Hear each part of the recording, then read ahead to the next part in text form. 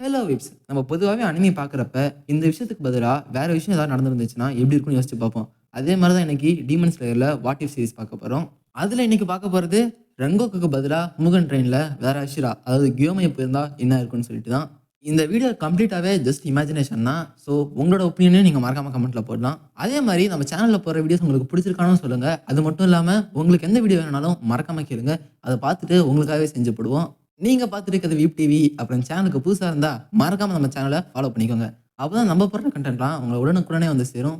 வாங்க weeps, time waste பண்ணாம வீடியோக்குள்ள போயிடலாம். இந்த ஸ்டோரியில இனிஷியல் பார்ட்ஸ் வழக்கம் போல ஒரிஜினல் ஸ்டோரி மாரியே தான் இருக்கும். கியோமை அந்த ரயில்வே ஸ்டேஷன சுத்தி இருக்கிற ஏரியாஸ்ல டீமன் நடமாட்டம் இருக்கான்னு சொல்லிட்டு செக் பண்ணிட்டு இருந்திருப்பான். இதுக்கப்புறமா ஸ்டேஷனுக்குள்ள வந்துட்டு, ஸ்டேஷன் பக்கத்துல ஏதாவது டீமன் சுத்திட்டு இருக்கான்னு சொல்லிட்டு இன்ஸ்பெக்ட் பண்ணிட்டு இருப்பான். ஸோ இந்த சமயத்துல ஒரு கடைக்கு வந்திருப்பான். அந்த கடையில ஒரு சின்ன பொண்ணும் அவங்க பாட்டியும் டீமன்ஸ் இருக்குதா இல்லையான்னு சொல்லிட்டு சண்டை போட்டுட்டு இருந்திருப்பாங்க. அதுலயும் அந்த சின்ன பொண்ணு வந்து தைரியமாவே டீமன்ஸ்லாம் எதுவுமே இல்லைன்னு சொல்லி நம்பிக்கிட்டு இருப்பா. இத பார்த்துட்டு கியோமே வந்து அந்த பொண்ணு மேல பிட்டி பட்டுருப்பான். அது மட்டும் இல்லாம அந்த சின்ன வயசுலயே கடைய பார்த்துக்கிறதுக்காக அந்த பொண்ணு மேல அவனுக்கு ஒரு சின்ன ரெஸ்பெக்ட் வந்திருக்கும். இத தாண்டி கியோமே வேற எதுவும் பண்ணியிருக்க மாட்டான். ஆனா ஒரிஜினல் ஸ்டோரியில நம்ம ரங்கோக்கு அந்த மொத்த பென்டோ கடையுமே வாங்கியிருப்பான். நான் ஏன் கியோமை வந்து ரங்கோக்கு மாரி எதுவும் வாங்கியிருக்க மாட்டேன்னு சொல்றேன்னா, இவங்க 2 பேருமே கம்ப்ளீட்லி டிஃபரெண்ட் பர்சனாலிட்டி. ரெங்கோக்கு எப்பயுமே எல்லார்ட்டயுமே ஜாலியா பேசுற ஒரு ஆளு. ஆனா கியோமே வந்து ஓரளவுக்கு இன்ட்ரோவர்ட்டட் பர்சனாலிட்டி. அவன் பேசுறதே ஒரு 4 வார்த்தையா தான் இருக்கும். ஆனா அந்த 4 வார்த்தையுமே சும்மா நச்சுன்னு பேசுவான். இதனால அந்த இடத்துல அந்த பொண்ண பத்தி ஜஸ்ட் அவளுக்காக பிட்டி பண்ணிட்டு, அந்த இடத்த விட்டு அவன் மூவ் ஆன் பண்ணிடுவான். பென்டோ பாக்ஸ் வாங்குற அளவுக்குலாம் நம்ம கியோமை கிட்ட டைம் இல்ல. இதுக்கப்புறம் கியோமை ஒரிஜினல் ஸ்டோரியில இருந்த மாரி முகன் ட்ரெயின் இருந்த ஷெட்ல போய் இன்ஸ்பெக்ட் பண்ணிட்டு இருப்பான். நெக்ஸ்ட் ஒரிஜினல் ஸ்டோரியில இந்த இடத்துல ரெங்கோக்கு வந்து எல்லார்கிட்டயுமே பென்டோ குடுத்துட்டு விசாரிச்சுட்டு இருப்பான். பட் இந்த இடத்துல நம்ம கியோமை பென்டோ வாங்கியிருக்க மாட்டான். அவனுக்கு இன்ஃபர்மேஷன் வேணுங்கிறதுக்காக அங்க இருக்க வொர்க்கர்ஸ் கிட்ட எல்லாத்தையுமே இன்வெஸ்டிகேட் பண்ணிட்டு இருந்திருப்பான். அந்த இடத்துல அந்த ஸ்லாஷர் டீமன் வந்துடும். அந்த டீமன் கிட்ட இருந்து மக்களை காப்பாத்துறதுக்கு கியோமே கொஞ்சம் கஷ்டப்பட்டிருப்பான். ஏன்னா ரங்கோக்கு அளவுக்கு கியோமை கிட்ட ஸ்பீட் இல்ல. பிளஸ் அது கூடவே கியோமையோட சாய்ஸ் ஆஃப் வெப்பனுமே கொஞ்சம் ஏரியா வைஸ் வெப்பன். அவன் ஜஸ்ட் அந்த வெப்பனை சுத்தி விட்டாலே போதும், இருக்கிற எல்லாருமே செத்துருவாங்க. அது டீமனா இருந்தாலும் சரி, இல்ல மனுஷங்களா இருந்தாலும் சரி. கியோமை அந்த டீமனை சாவடிக்கிறதுக்காக லைட்டா கால்குலேட் பண்ணி கொஞ்சம் அட்டாக்ஸ் பண்ற மாதிரி தான் இருக்கும். பட் ஆனாலுமே கேஷுவாலிட்டிஸை மேஜர்லி அவாய்ட் பண்ண தான் ட்ரை பண்ணுவான். கேஷுவாலிட்டிஸ் வரலனாலுமே ஓரளவுக்கு சில மக்களுக்கு லைட்டா மேஜர் இன்ஜுரிஸே ஆக வாய்ப்பு இருக்கு. பட் ஃபைனலி கியோமே ஒரு அஷிரா. ஸோ அஷிராவோட ஸ்டண்டுக்கு அந்த டீமனை சாவடிச்சிருவான். ஒரிஜினல் கதைக்கும் இதுக்கும் என்ன வித்தியாசம்னு கேட்டிங்கன்னா, ஸ்லாஷர் வந்து ஸ்ட்ரெயிட்டாவே பென்டோ கடைக்கு ஓடி போயிடுவான். ரெங்கோக்கு அவ்வளோ தூரம் துரத்திட்டு போய் தான் ஸ்லாஷரை டிஃபீட் பண்ற மாதிரி இருக்கும். அதுக்கப்புறம் அந்த பென்டோ கடையில இருந்த பாட்டிக்கும் ரெங்கோக்குக்கும் சில கான்வர்சேஷன் போகும். இதுல இருந்து தான் ரெங்கோக்கோட ஃபேமிலியை பத்திலாம் நமக்கு ரிவீல் பண்ணுவாங்க. ஆனா இந்த ஸ்டோரியில கியோமை வந்து அவளை நடக்க விட்டுருக்கவே மாட்டான். இந்த ஃபைட்டுக்கு அப்புறம் கியோமே வந்து ட்ரெயின்ல போர்ட் ஆயிருப்பான். அதே மாதிரி டான்ஜரோட ஸ்குவாடுமே ட்ரெயின்ல போர்ட் ஆயிருப்பாங்க. இந்த இடத்துல நம்மளுக்கு ரெங்கோக்கு இல்லைங்கிறதுனால உமாயுமே இருந்திருக்காது. முகன் ட்ரெயின் ஆர்க்னாலே ரெங்கோக்கு தான். அந்த ரெங்கோக்கு பத்தி ஞாபகப்படுத்துறது இந்த உமாங்கிற அந்த சீன் தான். ஸோ இந்த சீன் நம்மளுக்கு கம்ப்ளீட்டா மிஸ் அவுட் ஆயிருக்கும். இதுக்கு பதிலா கியோமையோட இந்த ஐகானிக் டயலாக் தாங்க வந்திருக்கும். ஸோ உமா எப்படி ஃபேமஸ் ஆச்சோ அதே மாதிரி இந்த டயலாக்கும் ஃபேமஸ் ஆயிருக்கும். ரங்கோக்கு இருந்ததுனால ட்ரெயினே வந்து பார்த்தீங்கன்னா எல்லாம் இவனை தான் மறைச்சு பார்த்துட்டு இருப்பாங்க. ஏன்னா இவன் தான் நடுவில் நடுவில் உமாய் உமாயின்னு கத்திட்டு இருந்திருப்பான். பட் கியோமை கம்மன் பீஸ்ஃபுல்லாக ஒரு மாங்க் மாதிரி மெடிடேஷன் பண்ணிட்டு இருப்பான். இந்த ஒரு ரீசனால டான்ஜரோ அப்புறம் அவனோட ஸ்குவாட் இவங்க 2 பேருமே அஷ்ராவை மீட் பண்ணுறது ரொம்ப டிஃப்ரெண்ட்டாக இருந்திருக்கும். ரெங்கோக்கோட கேஸில் இவன் கத்துறதை கேட்டு ஓடி வந்து பார்த்துருப்பாங்க. பட் கியோமையோட கேஸில் இந்த அஷ்ரா எங்கே இருக்கான்னு சொல்லி தேடி தேடி கடைசியில் கியோமை வந்து பார்த்துருப்பாங்க. சொல்ல முடியாது, கியோமை மந்திரம் சொல்கிறத பார்த்து இவன் ஏதோ மந்திரவாதின்னு நினச்சி பாசன் ஆகிட்டு அதுக்கப்புறம் கொஞ்ச நேரம் கழிச்சு இவனை வந்து அஷ்ரான்னு ரெகனைஸ் பண்ணி பார்க்கறதுக்கு கூட வாய்ப்பு இருக்குது. இது மாதிரி ஃபன்னியான சீக்வன்ஸ்லாம் நடந்திருக்கும். இதுக்கப்புறம் ஸ்டோரி ஒரிஜினல் ஸ்டோரி மாதிரி தான் ஓரளவுக்கு ப்ராக்ரஸ் ஆகிட்டு இருக்கும். அந்த ட்ரெயின்குள்ளே கண்டுபிடிக்கிற 2 டீமனையுமே கியோமை ஈஸியாகவே டிஃபீட் பண்ணிடுவான். இதை பார்த்துட்டு டான்ஜரோட ஸ்குவாடுமே வழக்கம் போல மிஸ்மரைஸ் ஆகிட்டு இவனை ப்ரைஸ் பண்ணிட்டு இருப்பாங்க. பட் கியோமை வந்து ரங்கோக்கு மாதிரி எல்லாமே சொல்லிக் கொடுக்காம ஜஸ்ட் ஒரு 2-3 டிப்ஸ் சொல்லி கொடுத்துருப்பான். அதை தாண்டி கம்முன்னு போயிட்டு இருப்பான். ஆனால் ரெங்கோக்கு இவங்களுக்கு கொஞ்சம் லிசன் பண்ணி இவங்களுக்கு சில டிப்ஸ் அண்ட் ட்ரிக்ஸுமே சொல்லி கொடுத்துருப்பான். இதுக்கு அடுத்து அந்த டிக்கெட்டில் பஞ்ச் பண்ணுற சீன் வரும். கியோமை வந்து இந்த இடத்துல கொஞ்சம் கான்ஷியஸாகவே இருந்திருப்பான். இப்போ நம்ம இதில் 2 சினாரியோவை பற்றி பார்க்கலாம். ஃபர்ஸ்ட் கியோமை தூங்கியிருக்கவே மாட்டான். Second one கியோமை தூங்கியிருப்பான். கியோமை ஏன் நான் தூங்கியிருக்கவே மாட்டான்னு சொல்கிறேன்னா, இதில் ஸ்லீப்பை எப்படி எக்ஸ்பிளைன் பண்ணியிருப்பாங்க, எல்லாரோட டீப் டிசைர்ஸ் தான் அவங்களுக்கு ஸ்லீப் அவேக்கன் பண்ணணும்னு சொல்லியிருப்பாங்க. அதே மாதிரி அவங்களோட அந்த டிசைர்ஸ் தான் அவங்களுக்கு ட்ரீமாகவும் வரும். இந்த இடத்துல கியோமைக்கு எதுவுமே இல்லை. இன்ஃபேக்ட் அவன் ஒரு பெரிய மாங்கா இருப்பான். ஸோ எந்த ஒரு விஷயத்தினாலையும் அவனுக்கு டெம்டேஷன் இருந்திருக்காது. இதனால் அவனுக்கு கனவும் இல்லை, அவன் தூங்கியிருக்கவும் மாட்டான். நெக்ஸ்ட் அவன் தூங்குற கேஸை பற்றி பார்க்கலாம். அதுக்கப்புறம் அவன் தூங்குவான்னு கேட்குறீங்களா? அஃப்கோர்ஸ் அவனும் ஒரு மனுஷன் தான், அவனுக்கும் டயர்ட்னஸ் இருக்கும். அதையும் தாண்டி இந்த பிளட் டீமன் ஆட் அவ்வளோ பவர்ஃபுல்லாக இருந்துச்சுன்னா, இதுக்கான காரணம் அந்த லோவர் ஒன் வந்து பார்த்தீங்கன்னா இப்போ தான் மூசன் கிட்ட நிறையா பிளட் வாங்கியிருக்கும். இதனால அதுக்கு பவர் ஜாஸ்தியாக கூட இருந்திருக்கலாம். ஸோ வழக்கம் போல் எல்லாருமே தூங்கிடுவாங்க. அதே மாதிரி இந்த சின்ன பசங்க எல்லா வேலையும் நாட்ஸ் கட்டிட்டு அவங்க ட்ரீம்குள்ளே போக ஸ்டார்ட் பண்ணுவாங்க. ஆனால் கியோமையோட கேஸில் அவன் ட்ரீம்குள்ளே கூட போயிருக்க முடியாது. இதுக்கான காரணமே அவனோட மென்டல் ஸ்டெபிலிட்டி தான். ஏன்னா நம்ம கியோமை வந்து ஒரு மாங்க், சின்ன வயசுலேருந்தே ஒரு மாங்காக இருந்திருப்பான். அவனோட ட்ரெய்னிங்குமே நம்ம அஷ்ரா ட்ரெய்னிங் ஆர்க்ல பார்த்துருப்போம். அவன் ட்ரெய்னிங் ரொம்பவே ரிகரஸா இருக்கும். ஸ்பிரிச்சுவாலிட்டில இந்த டீமன் ஸ்லேயர் யூனிவர்ஸ்ல அவன அடிச்சுக்க வேற ஆளே இல்ல. ஸோ இது மாரி யாரோ ஒருத்தர் தன்னோட ட்ரீம வந்து டிஸ்டர்ப் பண்ண ட்ரை பண்றாங்கன்னு தெரிஞ்ச உடனே அவன் வேக்கப் ஆயிடுவான். கியோமை வேக்கப் ஆனதுக்கு அப்புறமா வழக்கம் போல ஒரிஜினல் ஸ்டோரி மாரியே டான்ஜிரோவ நம்ம நெஸ்கோ தான் எழுப்பி விட்டுருப்பா. அப்புறம் டான்ஜிரோ மத்தவங்க எல்லாரையும் எழுப்பி விட்டுருப்பான். எப்படி பார்த்தாலும் 2 சினாரியோலயுமே இவங்க 2 பேரும் எழுந்திருக்கிற மாரி தான் வரும். இப்ப ஸ்ட்ரெய்ட்டா ஃபைட்டுக்குள்ள போயிடலாம். ஃபைட்ல இருக்கிற ஒரே சேஞ்ச் வந்து பார்த்தீங்கன்னா, ஆக்கஸா பல டைம் செத்து செத்து பொழச்சிட்டு இருப்பான். இந்த இடத்துல ஆக்கஸாவால கியோமை மேல ஒரு அடி கூட வைக்க முடியாது. இத நான் ஆக்கஸாவ டிகிரேட் பண்றதுக்காக சொல்லல. எனக்கும் ஆக்கஸாவ பிடிக்கும். ஆனா ஆப்வியஸ்லி கியோமை பவர்ஃபுல் அஷிரா. ஏன்னா கியோமை வந்து ஒரு டேங்க். அவனால அவ்ளோ அடிய தாங்க முடியும். மேபி ஆக்கஸாவால ஒரு சில கீறல் மட்டும் போட முடியும். ரங்கோக்கு அடிச்ச மாரிலாம் இவனால அடிக்க முடியாது.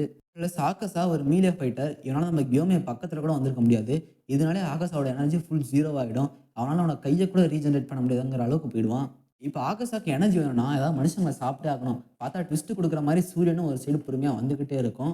இந்த இடத்துல ஆகஸாக்கு வேற வழியே இருந்திருக்காது. ஆனாலும் மனுஷங்களையும் சாப்பிட முடியாது. ஏன்னா சாப்பிட போனா அந்த இடத்துல கியோமை வேற அடிக்க வருவான். வேற வழியே இல்லாம அனிமில பார்த்த மாரியே ஓட ஸ்டார்ட் பண்ணுவான். அதே மாரி சக்சஸ்ஃபுல்லா தப்பிச்சும் முடிச்சுருவான். பட் அதுவரைக்கும் கியோமை சும்மா இருந்திருப்பான்னு நினைச்சீங்களா? அவனோட வெப்பன் அவ்வளோ பவர்ஃபுல் இல்ல. அத வச்சு அடிக்க ட்ரை பண்ணுவான். பட் மரம் நெறையா இருக்கிறதுனால அதெல்லாம் அந்த வெப்பனோட பவர கம்மியாக்கி விட்டுரும். மேபி ஆகாஷா ஒரு காலோட தப்பிச்சு ஓடிட்டு இருப்பான். என்னடா ஸ்ட்ராங்கஸ்ட் அஷ்ரான்னு சொன்னேன். அவன் ஒரு டீமன தப்பிக்க விட்டுருப்பானா? நீங்க யோசிக்கிறீங்களா? இத நானும் யோசிச்சேன். அதனால தான் கேஸ் 2 போட்டிருக்கேன். இதுல வந்து பார்த்தீங்கன்னா, ஆப்வியஸ்லி ஆகாஷா செத்துருவான். சரி இருங்க அந்த கேஸ பத்தி பார்க்கலாம். கேஸ் 2லயும் வந்து பார்த்தீங்கன்னா, பெரிய வித்தியாசம்லாம் இல்ல. ஆகாஷாவ செம டயர்ட் ஆக்கிடுவான். பட் இங்க தான் கியோமியோட மூளைய பார்க்கணும். இவன்கிட்ட செயின் இருக்க வெப்பன் தானே இருக்கு. அதனால ஆகாஷாவ ஈஸியாவே கட்டி போட்டு வச்சுருவான். அப்புறம் என்ன வெயில் வந்துரும். ஆகாஷா கத்திக்கிட்டே செத்து போவான். கட்டி போட முடியலையா? ஏன்னா அவன் கைய கால வெட்டி போட்டுருவான். ஏன்னா கேஸ் 1ல என்ன சொல்லியிருப்போம், ஆகாஷாவால ரீஜெனரேஷனே பண்ண முடியாத அளவுக்கு டயர்டா இருப்பான். பிளஸ் லாஸ்ட்ல தப்பிச்சு போறப்பயும் ஒத்த கால்ல நொண்டிக்கிட்டு தான் ஓடி போயிருப்பான். இந்த இடத்துல 2 காலும் போயிட்டா ஓட முடியாது. அவ்வளோதான். ஆகாஷா செத்துருவான். இவனும் வந்து பார்த்தீங்கன்னா, ரெஸ்ட் எடுத்துட்டு அப்புறம் போயிட்டு மத்த வேலைய பார்க்க ஸ்டார்ட் பண்ணிடுவான். இப்போ ஆகாஷாவுக்கு சைடா நம்ம பேச வேணாமா? ரெங்கோக்கு எப்படி சாவடிச்சானோ, அது மாரி ஒரு வேள அவனால கியோமிய சாவடிக்க முடியுமா? இதுக்கான பதில் வந்து பார்த்தீங்கன்னா, வாய்ப்பே இல்ல. ஏன்னா ஆகாஷாவோட ஸ்ட்ரென்த்துக்காக நான் அத சொல்லல. ஆகாஷாவோட ஃபைட்டிங் ஸ்கில்லுக்காக சொல்றேன். ஆகாஷா ஒரு ட்ரூ வாரியர். எல்லார் கூடயும் ஒன் ஆன் ஒன்ல தான் சண்டை போடுவான். சப்போஸ் மத்த இனோசுகேவோ, ஜெனிட்ஸுவோ இவன் கூட ஃபைட் பண்ண வந்தா, நான் இங்க ட்ரூ வாரியர் மாரி சண்டை போட்டுட்டு இருக்கேன்னு சொல்லியிருப்பான். அதே மாரி சாவர நிலையிலயுமே ஆகாஷா வந்து மத்த டீமன்ஸ் மாரி ஹாஸ்டேஜ் பிடிக்க ட்ரை பண்ணியிருக்க மாட்டான். மெயின் அனிமில நமக்கு ஆகாஷா முதுக காமிச்சு ஓடுனதே ஒரு மாரி அசிங்கமா, கில்ட்டியா ஃபீல் பண்ணியிருப்பான். ஸ்ட்ரென்த் வைஸ் நம்ம பார்க்க வேணாம். பட் அப்படி பார்க்கணும்னா, கியோமைக்கு ஒரு லிட்டில் எட்ஜ் இருக்கு. அவ்வளோதான். ஆகாஷா செத்திருந்தா ஸ்டோரியில எக்கச்சக்கமா சேஞ்சஸ் நடந்திருக்கும். ஏன்னா ஃபர்ஸ்ட்டு ஆகாஷா செத்திருந்தா மூசன் வந்து எல்லா அப்பர் மூலியமே சமன் பண்ணியிருப்பான். இந்த இடத்துல டாக்கியுமே போயிருப்பா. ஸோ டாக்கியோட பிரசன்ஸ் இருந்திருக்காது. ஏன்னா ருயி செத்தப்பயே பார்த்தோம். மூசன் வந்து கோவத்துல எல்லா லோவர் மூலியமே சாவடிச்சிருப்பான். அதே மாரி இந்த இடத்துல சாவடிக்கலனாலும் அட்லீஸ்ட் எல்லாருக்கும் செமையா பனிஷ்மென்ட் குடுத்திருப்பான். அதுவும் ஸ்பெஷலா ஆகாஷாக்கு கீழ இருக்க டீமன்ஸ்க்கு எஸ்பெஷலி டாக்கிக்கு. ஏன்னா டாக்கிக்கு வந்து பார்த்தீங்கன்னா பெரிய வீக்னஸ் இருக்கு. அத வந்து அனிமில மூசானுமே சொல்லியிருப்பான். அதனால மூசான் வந்து பார்த்தீங்கன்னா டாக்கிக்கு செமையாவே பனிஷ்மென்ட் குடுத்திருப்பான். டாக்கி அதனால என்டர்டெயின்மெண்ட் டிஸ்ட்ரிக்ட் ஆர்க்ல இல்லாம வேற ஏதாவது ஒரு ஊருக்கு போயிருக்கலாம். அதனால நம்மளுக்கு டெங்கனோட ஃபைட் எல்லாமே மிஸ் ஆயிருக்கும். பிளஸ் அந்த ஆர்க்ல தான் வந்து டான்ஜரோட கத்தி உடையும். அத ரிப்பேர் பண்றதுக்காக தான் ஸ்வாட் ஸ்மித் வில்லேஜ் ஆர்க்குக்கு போவாங்க. இங்க கத்தி உடைஞ்சிருக்காது. அதனால டான்ஜரோ அங்க போயிருக்க மாட்டான். இதனால நெசுகோவால சன்னையுமே கான்கர் பண்ணியிருக்க முடியாது. நெசுகோ சன்ன கான்கர் பண்ணது தெரிஞ்சு தான் மூசானுமே வந்து வார ஸ்டார்ட் பண்ணுவான். இந்த இடத்துல இன்ஃபினிட்டி கேஸ் கடந்த வாரமே நடந்திருக்காது. இதனால அனிமியோட ட்ராஜெக்டரியே வந்து பார்த்தீங்கன்னா, கம்ப்ளீட்டா மாறியிருக்கும். என்ன நடந்திருக்குன்னே சொல்லிட்டு நம்மளால சொல்ல முடியாது. ஒருவேளை ஆகாஷ தப்பிச்சு போயிருந்தான்னா, மூசன் வந்து பார்த்தீங்கன்னா, அவன் நல்லாவே பனிஷ் பண்ணியிருப்பான்.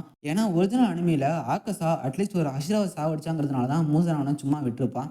இந்த இடத்துல மூசனுக்கு இருக்க கடுப்புல அவன் லிட்டரலா ஆகாஷாவ லோவர் 1ஆ கூட மாத்திருக்கலாம். இல்லன்னா ஆகாஷாவ அப்பர் 6ல போட்டுட்டு டாக்கிய வந்து லோவர் 1ஆ போட்டிருப்பான். இதனால டீமன் ஸ்லேயர்ஸ் வந்து டாக்கி கூட அதாவது லோவர் 1 கூட சண்டை போடுற மாரி இருக்கும். இதுக்கு மேல கதை வந்து ஸ்மூத்தா ஒரிஜினல் சீரிஸ் மாரி தான் போகும். என்ன ஒரே ஒரு பிரச்சனைனா, இன்ஃபினிட்டி கேஸ்ல தான். அந்த இடத்துல மூசன் வந்து அப்பர் 3க்கு புது டீமன போட்டா, அங்க பெரிய பிரச்சனை ஆயிடும். ஏன்னா, புதுசா வரப்போற அப்பர் 3 எவ்வளோ பவர்ஃபுல்லா இருக்கும்னு சொல்லிட்டு நம்மளால இமேஜின் கூட பண்ணி பார்க்க முடியாது. இந்த ட்ரெயின்ல கியோமை போனதுனால, இப்போ இந்த டைம் லைன்ல நம்ம எல்லாருக்கும் பிடிச்ச ரங்கோக்கு உயிரோட தான் இருக்கான். ஸோ ரங்கோக்கோட லைஃப்ப பத்தி பார்க்கலாம். இதுக்கப்புறம் ரங்கோக்குக்கு ஸ்டோரி மேல அஷ்ரா ட்ரெய்னிங் ஆர்க் வரைக்குமே எந்த பெரிய இம்பாக்டும் இருக்காது. பட் அஷ்ரா ட்ரெய்னிங் ஆர்க்ல லிட்டரலா ரங்கோக்கு தான் அங்க எம்விபி மாரியே இருப்பான். ஏன்னா ரங்கோக்குக்கு மத்தவங்களுக்கு டீச் பண்றது ரொம்பவே பிடிக்கும். அந்த ட்ரெய்னிங்குமே செம ஹோல்சமா எடுத்துட்டு போவான். இதனால நம்மளுக்கு அஷ்ரா ட்ரெய்னிங் ஆர்க் செம வைபா இருக்கும். எபிசோடுமே கொஞ்சம் ஜாஸ்தி கிடைச்சிருக்கும். ஆனா ஒரே ஒரு பிரச்சனை இருக்கு.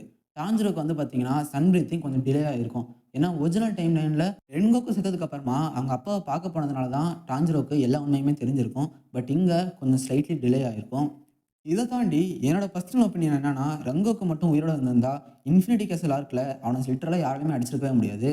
நான் இப்படி சொல்றதுக்கான காரணமே ரங்கோக்கு வந்து அவனுக்காக சண்டை போடல, மத்தவங்கள புரொடெக்ட் பண்ணணும்னு சண்டை போடுறான். மத்த டீமன் ஸ்லேயர்ஸ் எல்லாருமே ஒருத்தனை சாவடிக்கணும்னு சண்டை போடுறாங்க. ஸோ டிஃபரன்ஸ் இருக்குல்ல. யாருக்கு தெரியும் ரங்கோக்கு கடைசியில உயிரோட கூட வந்திருக்கலாம். அவ்வளோதான் வீவ்ஸ். இதோட இந்த வீடியோ முடியுது. உங்களுக்கு வேற என்ன வீடியோ வேணும்னு மறக்காம கமெண்ட் பண்ணுங்க. அந்த வீடியோ உங்களை வந்து சேரும். வீடியோ பிடிச்சிருந்தா மறக்காம லைக் பண்ணிடுங்க. இது வரைக்கும் நீங்க பார்த்து என்ஜாய் பண்ணிட்டு இருந்தது உங்களோட Weeb TV signing of.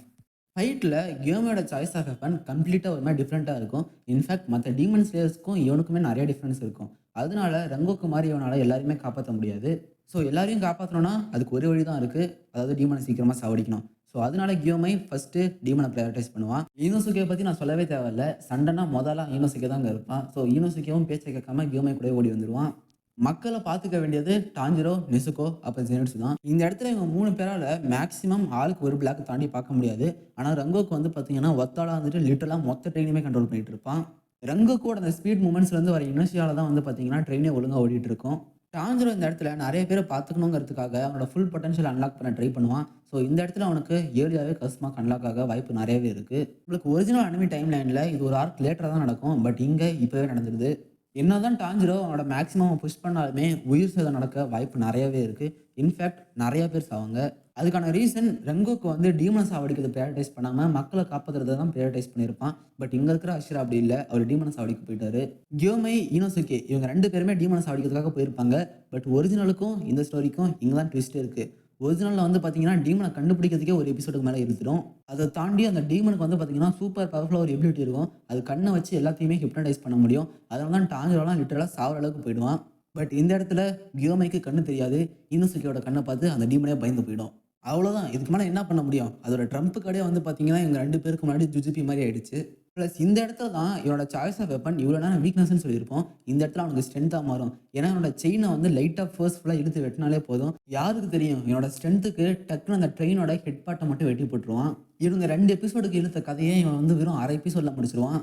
But பிரச்சனை என்னன்னா ஃபைட்டு முடிஞ்சதுக்கு அப்புறமே இங்கே கேஷுவாலிட்டிஸ் ரொம்பவே ஜாஸ்தி இருக்கும்.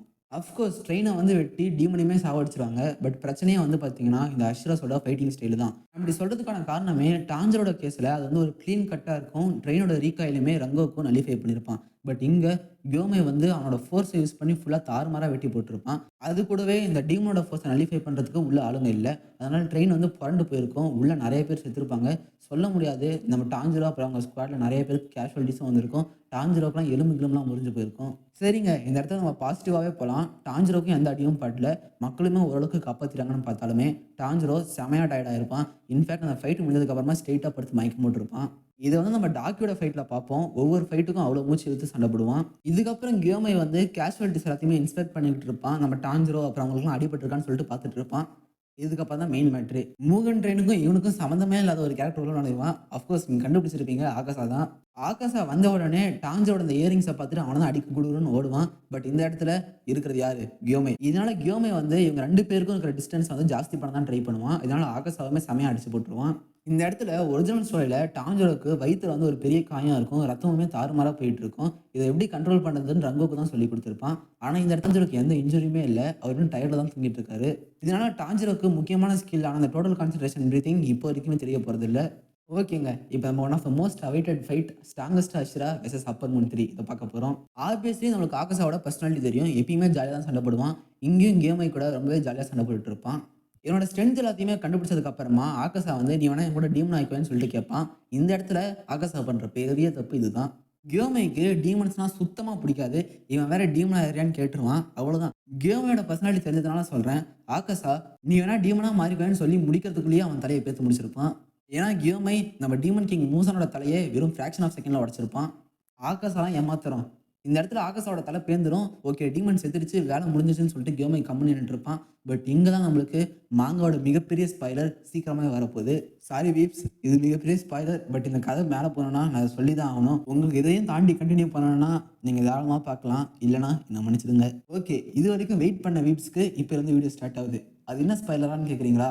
ஆகாஷாக்கும் நம்ம டீமன் கிங் மூசனோட பவர் அப்படியே இருக்குது. அவனோட தலையை வெட்டினா அவனால் ரிட்டர்ன் ரீஜென்ரேட் பண்ண முடியும். மாங்கால சில பர்சனல் ரீசன்ஸ்க்காக அவன் செத்துருப்பான். நான் அதை இங்கே சொல்ல விரும்பல, ஏன்னா ஆல்ரெடி பெரிய ஸ்பாய்லர் பண்ணிட்டேன். இங்கே ஆப்வியஸ்லி இவன் வந்து ஹஷ்ராவை சாவடிக்கணும்னு சொல்லிட்டு ஃபைட் பண்ணுவான். அதனால ரிட்டர்ன் ரீஜென்ரேட் பண்ணிடுவான். அதை கியோமை வந்து ஸ்பெக்டேட் பண்ணியிருப்பான். மாங்கால கூட கியோமை ஒரு டீமன் வந்து ரீஜெனரேட் பண்றத டக்குன்னு கெஸ் பண்ணியிருப்பான். இங்கேயும் ஆப்வியஸ்லி ஆகாஷோட பவர் கியோமைக்கு புரிஞ்சிருக்கும். இது தெரிஞ்சதுக்கு அப்புறமா கியோமையோட ஃபைட்டிங் ஸ்டைல் கம்ப்ளீட்டா மாறிடும். ஏன்னா இது வரைக்கும் எவ்வளோ சீக்கிரமா சாவடிச்சுட்டு வீட்டுக்கு போலாங்கிற மாதிரி தான் சண்டை போட்டுட்டு இருப்பான். இதுக்கப்புறம் இவனை சன்லைட்ல காட்டினா தான் சாவடிக்க முடியுங்கிறத அவனும் புரிஞ்சுப்பான். ஆனா தலை வெட்டின ஆகாஷா சும்மா இருப்பான்னு நினைக்கிறீங்களா? அவன் மட்டும் இஷ்டத்துக்கு சண்டை போட ஆரம்பிப்பான். ஆனா நம்ம கியோமை ஒரு ஷெல்லுக்குள்ள போயிட்டு அவனோட ஸ்டாமினா எல்லாத்தையுமே கன்சர்வ் பண்ண ஸ்டார்ட் பண்ணுவான். நம்ம அனிமில பார்த்ததை விட ஆகாஷோட பவர் வந்து ஒரு 3 to 5 டைம்ஸ் இப்போ ஜாஸ்தி ஆயிடும். ஏன்னா ஆகாஷா அவனோட உசுருக்காக இங்க சண்டை போட்டுட்டு இருக்கான். ஆகாஷா வந்து இவனை ஃபுல்லா சாவடிக்கணும்னு சொல்லிட்டு சண்டை போட்டுட்டு இருப்பான். அண்ட் அதர் ஹேண்ட் கியோமை வந்து இவனை சன்லைட் வர வரைக்கும் தடுத்து நிறுத்தினா போதும்னு சொல்லிட்டு சண்டை போட்டுட்டு இருப்பான். இது மாதிரி ஆஸ் யூஷுவல் நம்ம அனிமில பார்த்த மாதிரி இவங்க கூட ஃபைட் போயிட்டு இருக்கும். சண்டையோட லாஸ்ட் ஸ்டேஜ்ல வந்து பார்த்தீங்கன்னா கியோமை கிட்ட ஓரளவுக்கு கன்சிடரபிள் அமௌண்ட் எனர்ஜி இருக்கும். ஆனா ஆகாஷா கிட்ட ஃபுல்லாவே ஜீரோவா இருக்கும். ஏன்னா கியோமை டார்கெட் பண்றதே ஃபர்ஸ்ட் தலையை தான் பண்ணிட்டு இருப்பான்.